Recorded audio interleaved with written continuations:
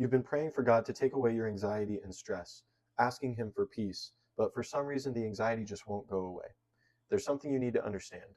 There's a difference between God's peace and the version of peace that we think we want. Sometimes when we ask God for peace, what we really mean is, God, let me be in control. Because we think that peace comes from having all of the answers, knowing exactly what comes next, having the timeline figured out, having enough money and resources. But that's not peace, that's having control. And the reason so many people are being crushed by anxiety is because we're trying to carry a weight that only God was meant to carry. The peace of God was never supposed to come from your ability to control your life.